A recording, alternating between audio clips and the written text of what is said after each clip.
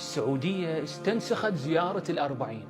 إي مثل ما سمعت، السعودية أعلنت عن مشروع مشي على الأقدام من مكة إلى المدينة يحاكي هجرة رسول الله صلى الله عليه وآله. في تجربة على خطى الرسول. يحاكي سيرة النبي. تجربة هجرة الرسول من مكة إلى المدينة. تجربة الهجرة حتى لو تابع على رجوله. يعني الهجرة النبوية. الرحلة المباركة. زين، شنو تفاصيل هذا المشروع وشلون مقلدين به الزيارة؟ أنا أقول لك، المشروع عبارة عن رحلة تقدر تشارك بها مشيا على الأقدام المشاية، أو على الجمال مواكب التشابيه، أو التجربة الجماعية الكوسترات والحملدات، أو التجربة الفاخرة الVIP اللي ياخذوك بيها بسيارة خاصة وتعيش التجربة. وإحنا علمائنا وشيابنا وشبابنا وكبارنا وصغارنا ورجالنا ونسائنا كنا نطلع بنفس الطريق وبنفس المستوى.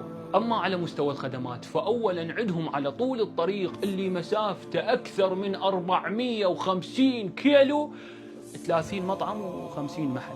إحنا الشارع الواحد بأكثر من 50 موكب. أما كل المواكب الممتدة على طريق الزوار من الشمال للجنوب فتقدر بمئات الآلاف. ثانيا عندهم على طول الطريق كل اللي يعادل المسافة من البصرة إلى كربلاء 8 محطات مبيت فقط. وبزيارتنا الأربعينية كل بيوت العراق تتحول مكان للمبيت. ثالثا يتوقعون بهذا المشروع يحصلون 12,000 زائر باليوم إلى أن يوصلون للمليون بنهاية الموسم. احنا شارع واحد ممكن يصير بأكثر من 12,000 زائر، إلى أن يوصل عدد زوار الحسين إلى ما يقارب 25 مليون زائر. رابعا هالخدمات كلها من مطاعم وأكل ومبيت ونقل يقدمونه بفلوس وعائد مالي للدولة.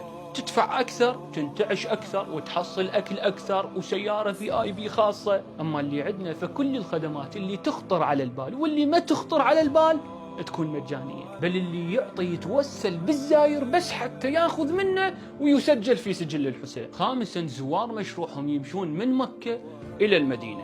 أما بزيارتنا فزوار الحسين يجون من كل دول العالم، من الجبل والتل والصحراء والبستان والبحر والنهر والجو والأرض، كلهم يمشون لحفيد رسول الله.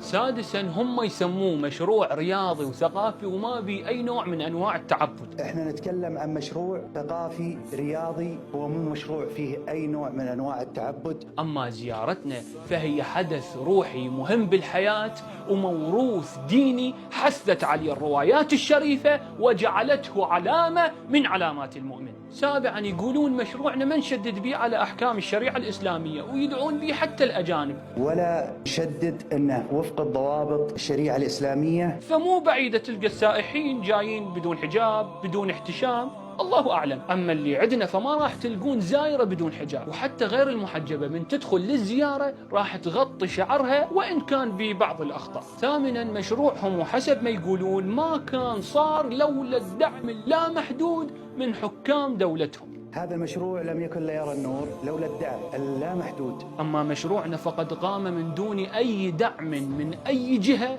غير قلوب المؤمنين المحبة لإمامهم الحسين سلام الله عليه. أخيرا اللي أريد أوصله من هالفيديو مو المقارنة، فالأمور واضحة، لكن أريد أقول لكم شوفوا ايش كبر النعمة اللي عندنا.